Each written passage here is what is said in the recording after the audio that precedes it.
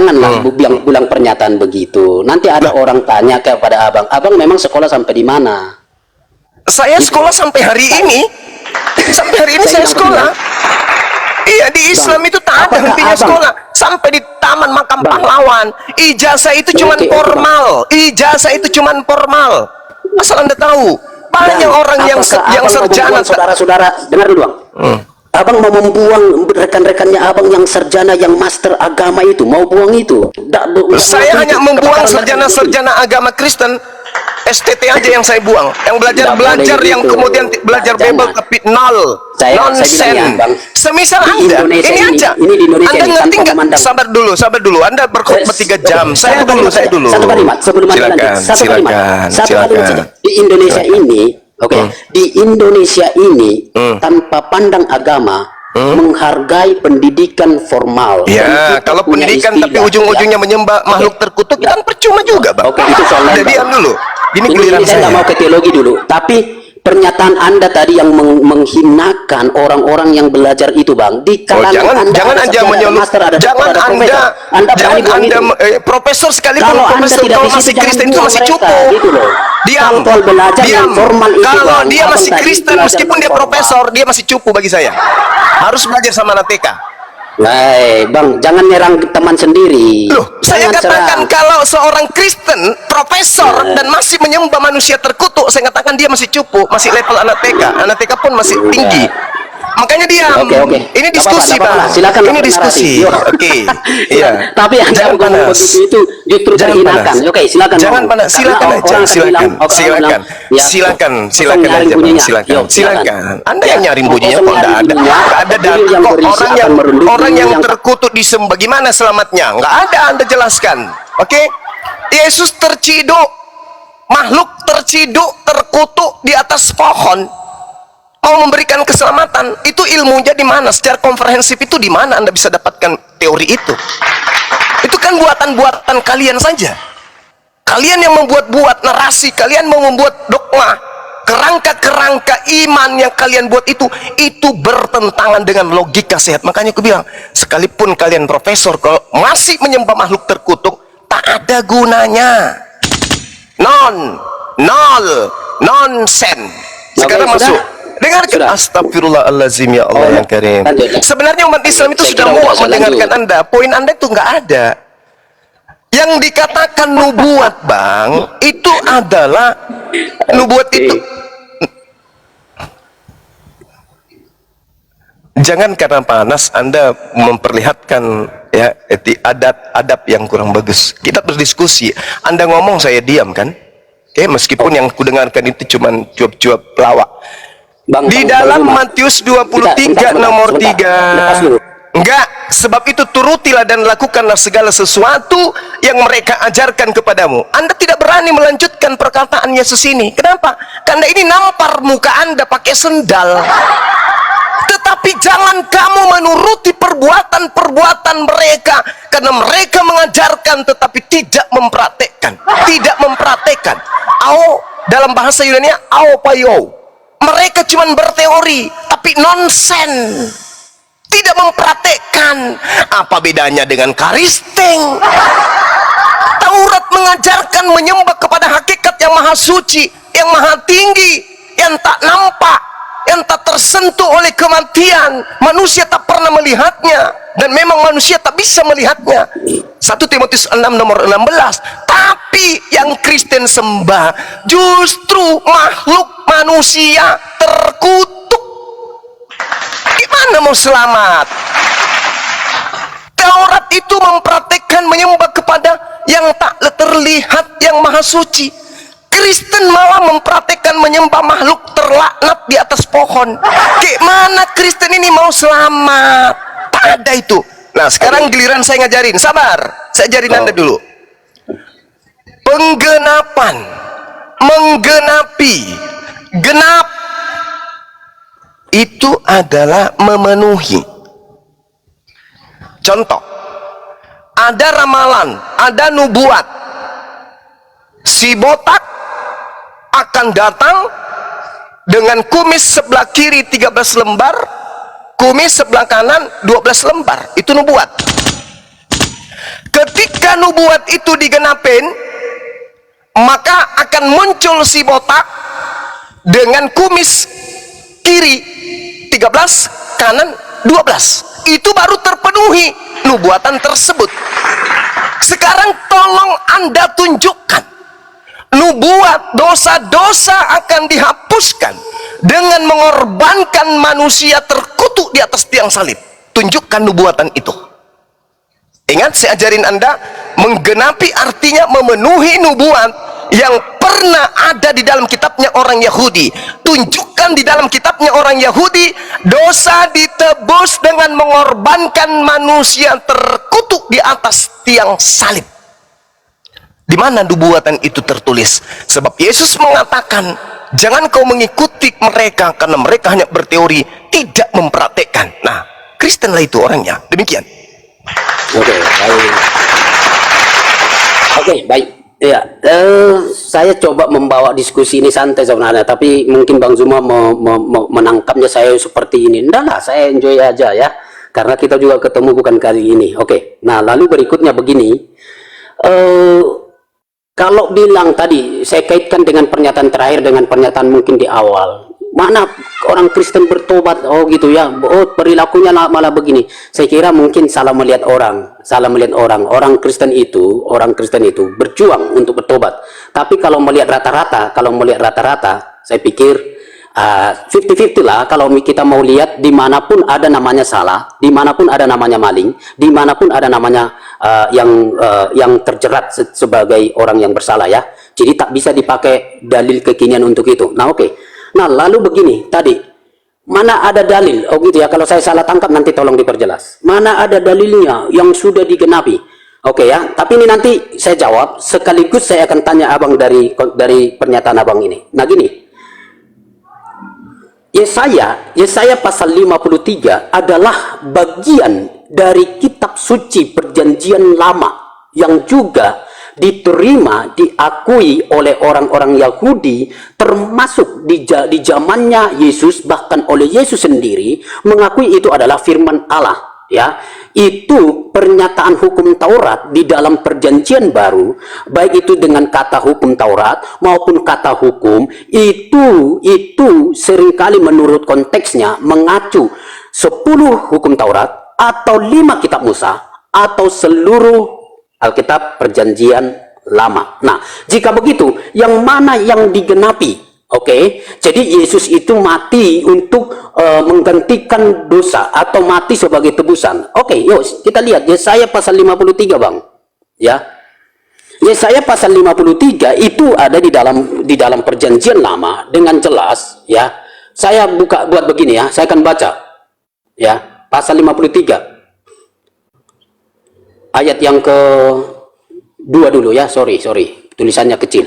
Sebagai taruk ia tumbuh di hadapan Tuhan, dan sebagai tunas dari tanah kering ia tidak tampan, dan semaraknya pun tidak ada sehingga kita memandang dia, dan rupa pun tidak sehingga kita menginginkannya. Ayat 7, ayat 3. Ia dihina dan dihindari orang, seorang yang penuh kesengsaraan dan yang biasa menderita kesakitan. Ia sangat dihina sehingga orang menutup mukanya terhadap dia, dan bagi kita pun, dan dia tidak masuk hitungan. Perhatikan, tetapi sesungguhnya penyakit kitalah yang ditanggungnya, dan kesengsaraan kitalah yang dipikulnya, padahal kita mengira dia kena tulah, dipukul dan ditindas Allah, tetapi dia tertikam oleh karena pemberontakan kita, dia diremukkan oleh karena kejahatan kita. Ganjaran yang mendatangkan keselamatan bagi kita ditimpakan kepadanya, dan oleh bilur-bilurnya kita menjadi sembuh. Oke, itu aja. Jadi kalau Bang Zuma mau bilang yang mana, ini dia. Jadi Yesus datang, ya, dia menggenapi semua itu. Makanya apa yang ditiadakan apa yang digenapi tadi, ya, itulah yang dimaksudkan oleh Paulus di Efesus tadi. itulah kematiannya. Jadi beberapa bagian khususnya soal penebusan, soal keselamatan yang dinubuatkan dalam perjanjian lama, Yesus katakan, aku akan menggenapi. Oke ya. Nah, itu jawaban saya. Sekarang pertanyaan saya, Bang. Tolong buat pengertian kira-kira yang mana yang digenapi dari hukum Taurat melalui kedatangan Yesus, dan jelas dia sudah datang. Jadi ada yang sudah digenapi, yang mana itu, coba Bang? Oke, baik. Saya tanggapi dulu jawaban Anda yang ngeyel nih ya. Anda mengatakan kemudian di awal bahwa Yesus itu menggenapi Yesaya 53. Sayangnya Yesus membantah itu. Itu dibantah oleh Yesus dan dibantah sang pemilik kitab. Bantahan Yesus Anda baca dalam Yohanes 15 nomor 37 sampai nomor 47. Bantahan orang Yahudi, ahli Taurat, imam kepala, mahkamah agama, Anda baca di Yohanes 11 45 sampai 57. Malu kan? Oke, sebentar Bang. Sabar dulu, kenapa sih? Kenapa sih? Biar saya lihat ayatnya, Iya, lihat aja dulu, sembari saya ngajar, jangan diganggu. Diperlambat aja. Yuk. Silakan Anda belajar dulu. Yohanes 11 nomor 45 sampai nomor 57 itu adalah bantahan nubuatan tuduhan Karisteng yang muncul ratusan bahkan ribuan tahun cocokologinya kemudian. Oke. Yohanes 8 nomor 37 sampai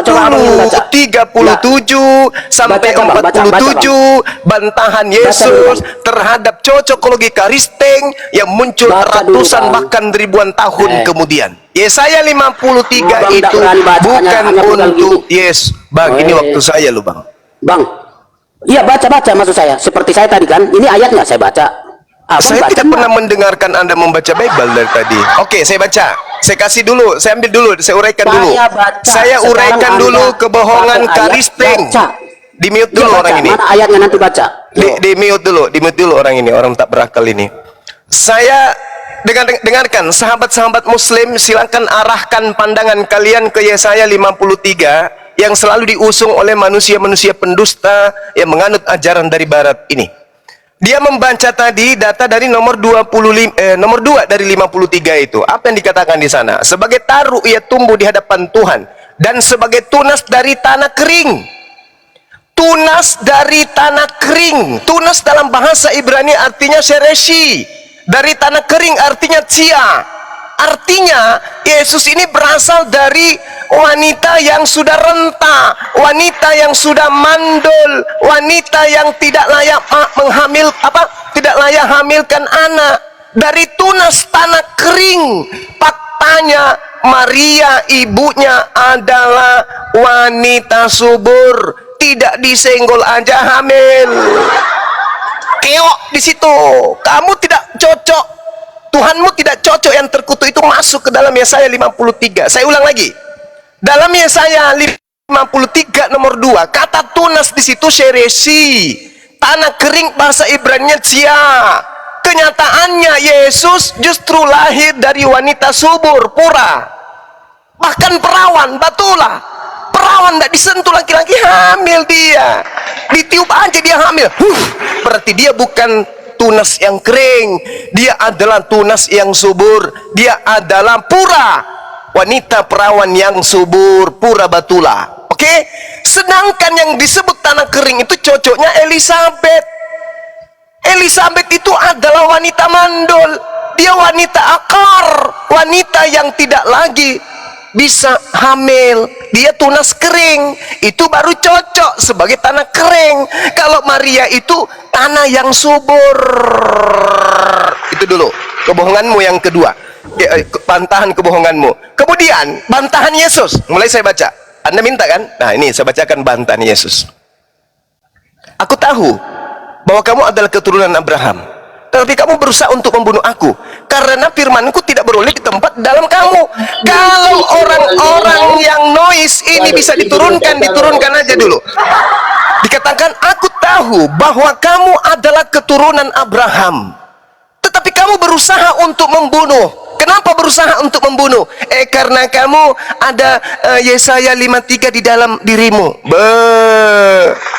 Yesus mengatakan, kamu berusaha membunuhku karena kamu tidak memperoleh firman di dalam dirimu. Berarti Yesaya 53 itu tidak untuk membunuh Yesus. Untuk membunuh Yesus itu bukan Yesaya 53, tetapi karena iblis. Apa yang kulihat pada Bapa, itulah yang kukatakan. Demikian juga kamu berbuat tentang apa yang kamu dengar dari bapakmu si iblis. Jawab mereka, Bapa kami adalah Abraham. Lalu Yesus menyangka, jikalau sekiranya kamu adalah anak-anak Abraham, tentulah kamu mengerjakan pekerjaan yang dikerjakan oleh Abraham. Tetapi faktanya, kamu justru mengerjakan pekerjaan, yaitu berusaha membunuh aku. Mana Yesaya 53-nya mana? Yesaya 53 itu adalah firman Tuhan. Pernyataan Yesaya yang dihasilkan dari mimpinya Yesaya dari Tuhan. Tuhan melakukan pernyataan penglihatan kepada Yesaya. Kalau orang-orang yang ingin membunuh adalah selaras dengan Yesaya 53, maka orang-orang yang membunuh Yesus itu adalah sejalan dengan firman Tuhan. Tapi apa kata Yesus? Kalau benar kamu itu anak-anak Abraham, mengapa justru kalian itu berusaha membunuh aku? Aku orang yang mengatakan kebenaran kepadamu, yaitu kebenaran yang kudengar dari Tuhan. Pekerjaan itu tidak dilakukan oleh Abraham, tapi kamu justru ingin membunuhku. Andai saja membunuh Yesus itu penggenapan dari Yesaya 53, maka orang-orang Yahudi akan berkata, aku ingin membunuhmu dikarenakan firman Tuhan kita dalam Yesaya 53. Bukankah kamu datang untuk nebus dosa-dosa Kristen? Sayangnya itu tidak. Justru Yesus mengatakan, iblislah yang menjadi bapakmu, dan kamu ingin melakukan keinginan bapakmu, yaitu membunuh manusia sejak semula. Tetapi karena aku mengatakan kebenaran kepadamu, kamu tidak percaya. Yesus membantah. Yesaya 53 itu dibantah oleh Yesus. Itu bantahan Yesus. Sekarang bantahan orang-orang Yahudi. Tak ajarin. Yohanes 11 nomor 45 yang saya katakan tadi kepada saudara. Anda lihat pelan-pelan. Saya bacakan. Anda minta saya bacakan? Nah, Yesus sudah membantah. Sekarang orang-orang Yahudi membantahnya. Banyak di antara orang Yahudi yang datang melawat Maria dan menyaksikan sendiri yang telah dibuat oleh Yesus kepadanya. Tetapi ada yang pergi kepada orang Farisi dan menceritakan kejadian itu kepada mereka tentang Yesus.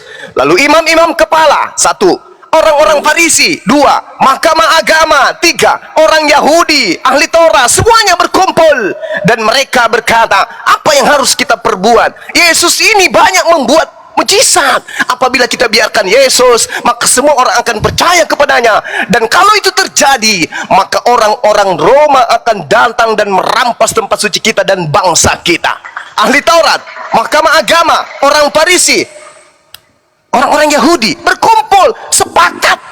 Kalau ini kita biarkan, maka orang Roma akan datang merampas tempat suci dan bangsa kita. Tetapi seorang di antara mereka, yaitu Kayafas, imam kepala. Imam kepala ini ahli Taurat, mahkamah agama, imam kepala, tidak menjadikan Yesaya 53 dasar pijakan untuk membunuh Yesus. Tidak sama sekali. Jadi kebohongan barat jangan Anda ajarkan di sini.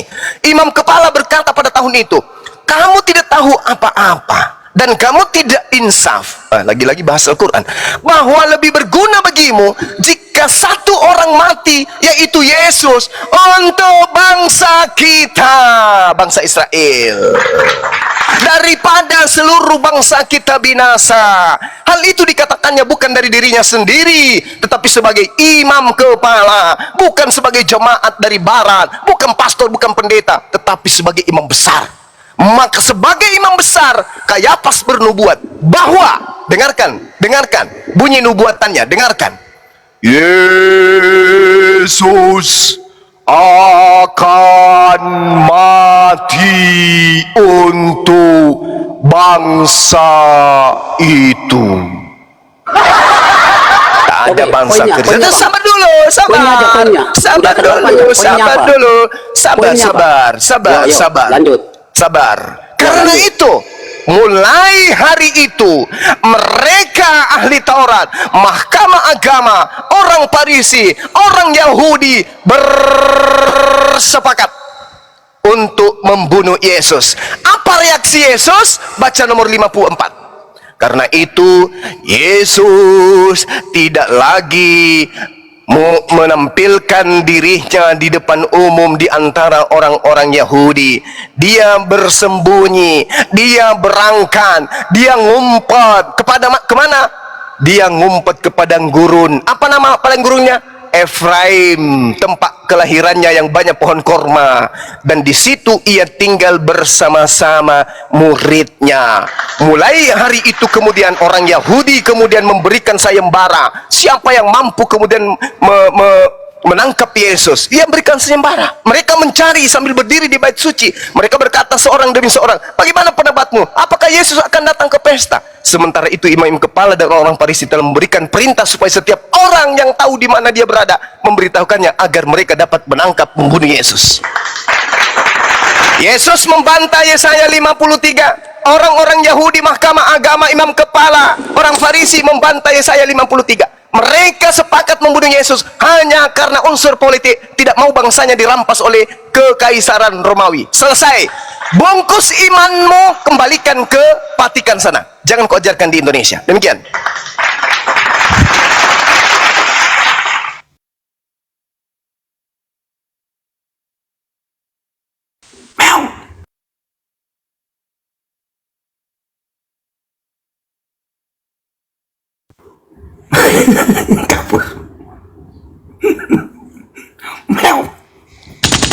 Bungkus imanmu, bungkus, bawa ke Vatikan, karena sebelum anda gulung tikar, tikar yang akan menggulung anda lebih dulu.